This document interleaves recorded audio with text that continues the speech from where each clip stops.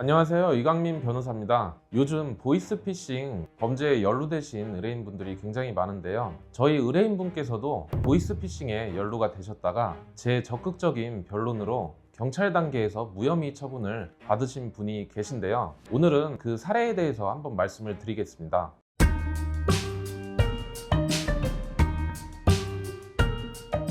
저희 의뢰인께서는 건설업에 종사를 하고 계시는 분이셨는데 휴가를 며칠 동안 받으시고 단기 아르바이트라도 좀 해야 되겠다라고 마음을 먹고 당근 아르바이트 공고를 보게 되셨어요. 당근 아르바이트 공고에는 롯데백화점 아르바이트를 구한다라고 하는 공고가 올라오게 되었고 그 의뢰인분께서는 그 공고를 보고 롯데백화점이니까 대기업이고 그렇기 때문에 위법한 어떤 사항에 노출이 되지 않겠구나라는 신뢰를 갖고 롯데백화점 아르바이트에 지원을 하셨어요. 그런데 그 아르바이트가 보이스피싱이었던 거죠. 의뢰인분께서는 약 3일 정도 동안만 그 아르바이트를 했는데도 불구하고 경찰에서 보이스피싱에 연루가 되었다면서 피의자로 입건을 하고 바로 모든 통장과 그리고 증권 계좌를 지급 정지했어요. 그래서 의뢰인분께서는 보이스피싱 전문 변호사를 찾다가 저희 사무실에 오게 되셨고 저와 상담을 하는 과정에서 저는 의뢰인분이 무혐의를 받을 수 있겠구나라는 확신을 갖게 되었어요. 의뢰인분께서는 보이스피싱 연루에 관한 어떠한 고의도 없으셨고 저는 그러한 점을 적극적으로 변론을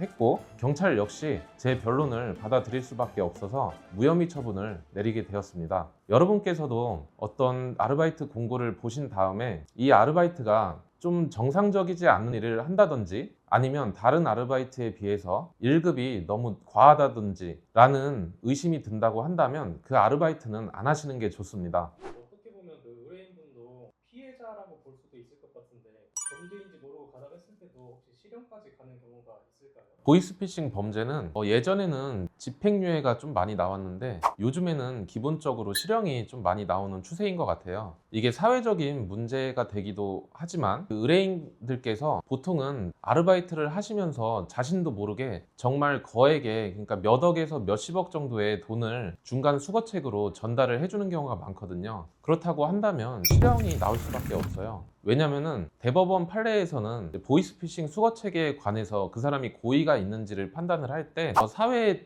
통념상 그러니까 사회생활을 어느 정도 한 일반인이라고 할 때 이러한 일이 보이스피싱이라고 하는 좀 정상적이지 않는 일이라는 걸 의심을 단 한 번도 안 했다고 한다면 이거는 아는 것과 다름이 없다라고 보고 있습니다. 그렇기 때문에 무작정 모른다고 해도 고의가 인정이 되는 거죠. 모르고 가담했을 경우에 초기 단계에서 어떻게 대응하는 게 가장 좋을까요?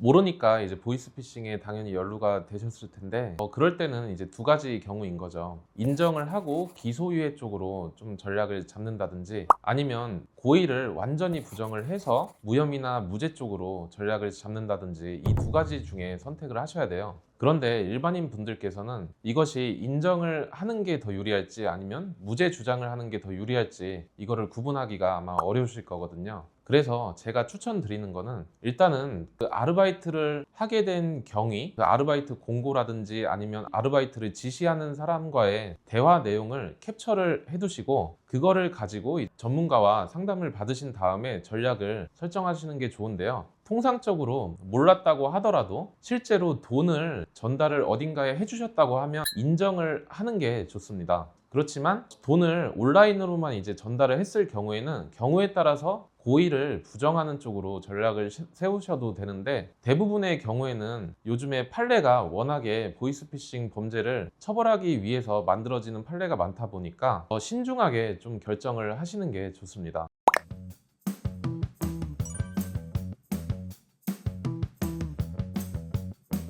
그래서 여러분 모두 보이스피싱에 노출되지 마시고 안전하게 일상생활을 영위하시길 바라겠습니다.